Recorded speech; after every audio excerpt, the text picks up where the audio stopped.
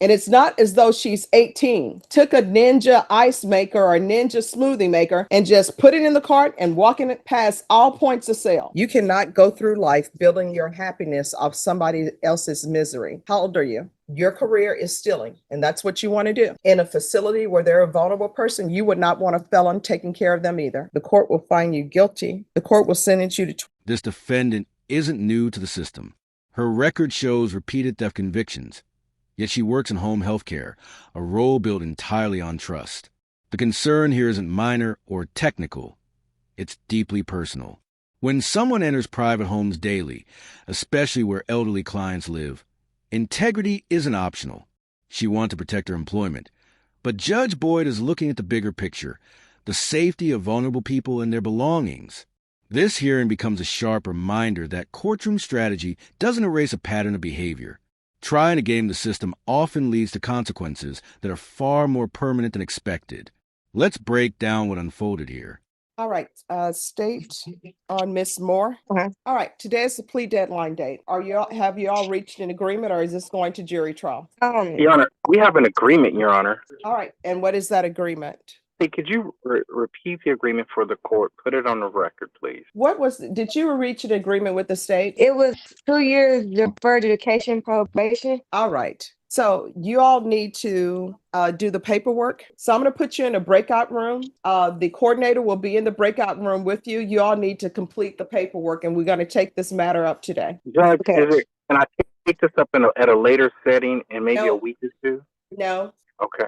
And the reason why it has been very difficult to have people appear in court when they're supposed to appear in court. Then when I give people a Zoom link, what ends up happening is people are still not on time. This case will be resolved today. If this case is not resolved today, then you will be in jury trial on this case next week, and everyone will be here at 9 a.m. I'm going to send you to breakout room number 2. Ms. Ferguson will meet you there. She will get your email address so this can be completed. All right, Ms. Moore, if you can unmute and show your video, please. State versus Manisha Moore. Could I have parties announced for the record? Lauren Espinoza for the state. Brian Bernard for the defense, Your Honor. And are you Ms. Moore? Yes.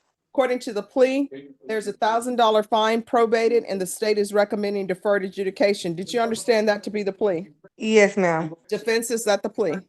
It is, Your Honor. State, is that the plea? Yes, Your Honor. Then to the offenses charge, how do you plead? Guilty, not guilty, or no contest? No contest. State, any evidence? Yes, Your Honor. State offers State's Exhibit 1 and all attachments. Any objections? No objections. All right. Are you currently employed?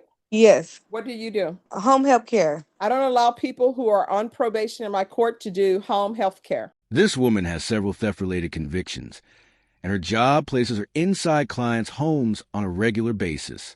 That combination alone raises serious red flags.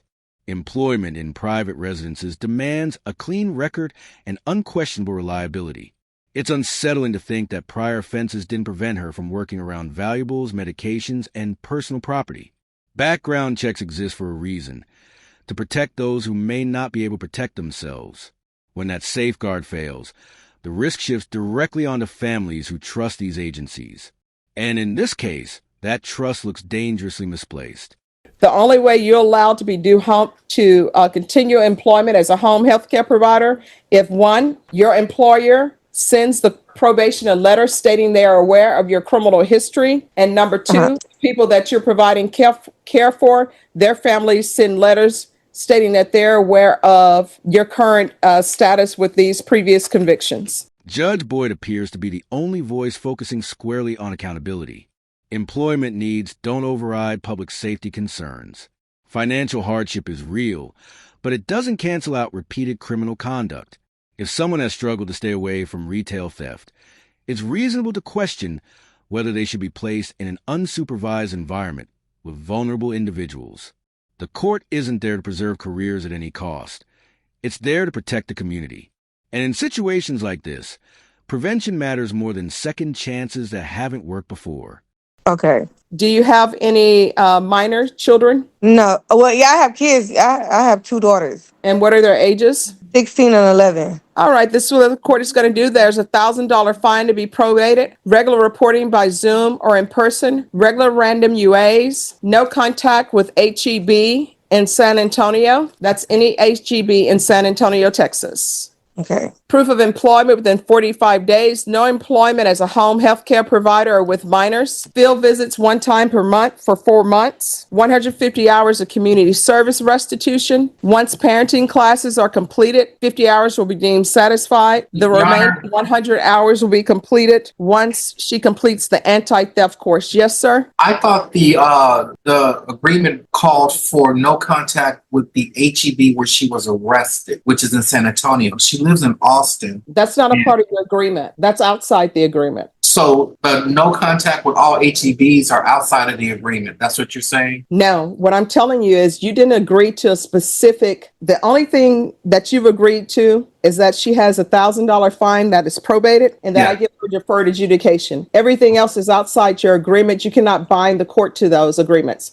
What I have said is she is not allowed to go to any HEB in San Antonio, Texas. Okay. All right. And then I have a quick question. I will have to quit my job, right? Unless you have an employer who's willing to write a letter and say that they are aware of your criminal history and list these items as a part of your criminal history and that they have no concerns about that. And whoever you are providing home health care to, that their family member is aware of that and they send a letter as well. Okay, so the Understood. people that I work with, they are We could talk Okay. about it after. okay. But Judge, I'm clear. I will communicate with her how we can satisfy your requirement. All right. And where is she asking that her probation be transferred to? Is it Travis County, Your Honor? All right. Transfer to Travis County. Yeah, Travis County. Court will sentence you to 3 years deferred adjudication. Sorry, I thought it was I thought it was 2. All right, so let me explain something to everybody. Number one, you do not get to determine what the length of probation is. That is solely in the court's discretion.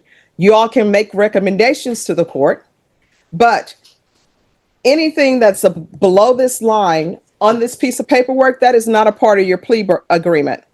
And it actually states, note, the parties are not allowed to make binding agreements regarding the length of community supervision or the terms and conditions of community supervision, which are totally dependent upon the court's discretion.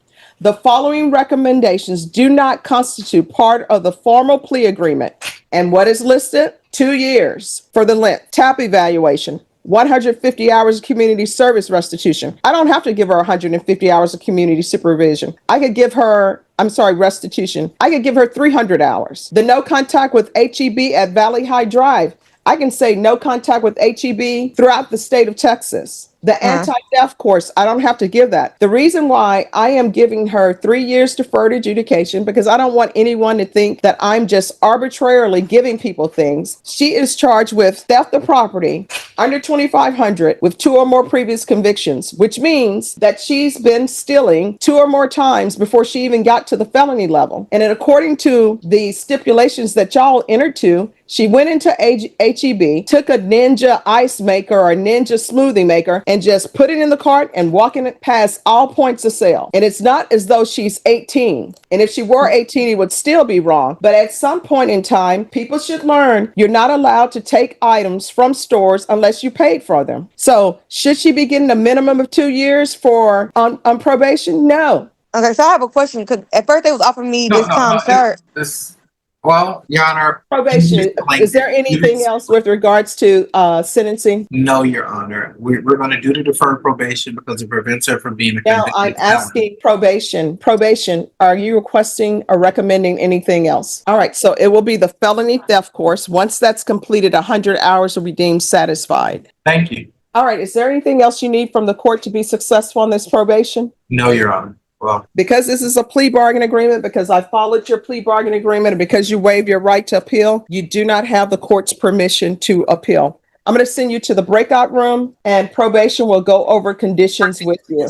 Your Honor, am I excused? No, you are not. You need to go into breakout room with probation and make sure that your client understands her conditions. Understood. All right. Yes. Upon entering into the breakout room with Ms. Moore, and her attorney needed a little bit more time to talk because she Mr. White. is not really probably wanting to do this.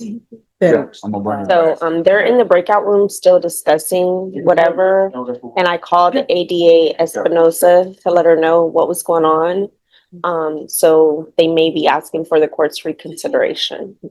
No. All right. Thank you for letting me know. Okay, so I'll go back in, Okay. and await further. And instructions. Lauren is here. I'll put her in breakout room number 2 if you want to tell her what the issue is.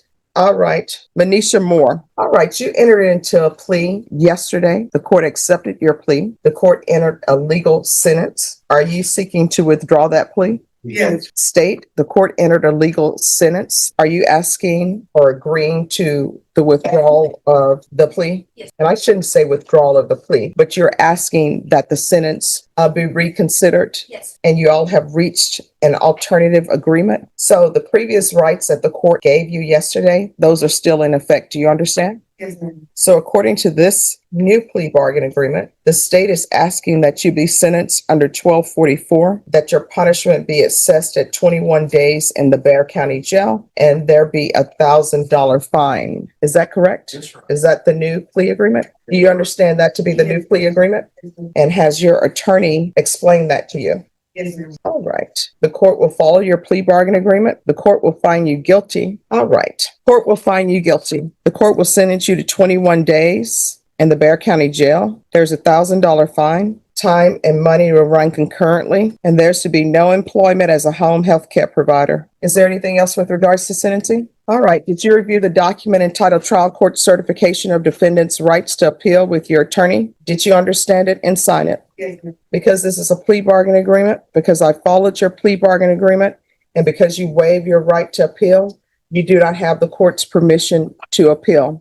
Because this is a felony conviction, you're not allowed to own or possess any weapons or ammunition. If you have a question over what that is, you'll need to speak to an attorney. Do you understand? All right, we can go off the record. Here's the thing. Now that you have a felony conviction, you are not going to be allowed to work in any field that requires you to have a license. In a surprising move, this defendant chose jail time, apparently believing it would somehow protect her professional future. Instead, that decision escalated everything. What could have remained a probation issue turned into a lasting felony conviction. That shift changes her record permanently and significantly limits future employment opportunities, especially in caregiving. It's a powerful example of how one miscalculated choice can close doors that were still slightly open. Sometimes, try to control the outcome ends up making it far worse. Your home health care provider, whoever you work for, they're supposed to run a background check. They're going to see that you have a felony conviction, and they're supposed to proceed accordingly. If they do not proceed accordingly, and if you pick up a theft case from one of the residents, what's going to end up happening is they're going to be sued because they're on notice, and whatever happens to you happens to you. You cannot go through life building your happiness off somebody else's misery. How old are you? You're 36. You know you're not supposed to be taking things that do not belong to you. And for an adult person to go into HEB, taking a Ninja smoothie machine that somebody tells me they're, I don't know, a hot item, that item is in the misdemeanor territory range. Like if there's the only theft you had, you would have been in misdemeanor court. The reason why you're in felony court for that theft is because you've committed theft 2 times before. And obviously your career is stealing, and that's what you want to do. But what I'm telling you, steal again, you're going to have another felony. You understand? As I said before, that home healthcare provider thing, you should not be working there. And people always want to know, why are you not letting me work as a home healthcare provider? And you know what? If you had a relative who was a child, who was in a facility where they're a vulnerable person, you would not want a felon taking care of them either. Home healthcare providers, for some reason, these companies have just decided we're going to hire anybody. We'll pay them $9. Judge Boyd also shines a light on a larger issue: the hiring practices within some home health agencies. The uncomfortable truth is that certain employers prioritize filling shifts over thoroughly reviewing backgrounds. Low wages and high turnover can create gaps in oversight. When agencies cut corners, families unknowingly carry the risk. Allowing someone with a documented theft history into private homes isn't just questionable, it's potentially dangerous. This case doesn't just examine one defendant. It raises concerns about an entire system that may not be screening carefully enough. Whatever they're paying and they just let anybody care for anybody's relatives. And then when stuff gets stolen, yeah, they'll fire you. And then you go to the next place and become another home health care provider. And nobody knows that there's a felon working with their relatives. And sometimes relatives don't care. They're just like out of sight, out of mind. Hopefully my relative is being fine. And then when items comes missing from their relative, people are like, well, did they really have it? They're suffering from dementia. Did they really have it? They really don't know what's going on in their life. So you are not allowed to work as a home health care provider. All right, good luck to you. At the end of the day, this was a gamble, and it didn't pay off. She attempted to balance her legal trouble against keeping her job, but the court's decision left her with a felony conviction, jail time, and limited career options moving forward. Short-term thinking often brings long-term consequences, especially in criminal court. Whether you view Judge Boyd's ruling as strict or necessary likely depends on how you weigh rehabilitation against protection of the vulnerable. What's clear is that this decision sends a message about standards in caregiving professions. Now, the question is, was the judge right to draw that hard line? Let me know your thoughts, and thanks for watching.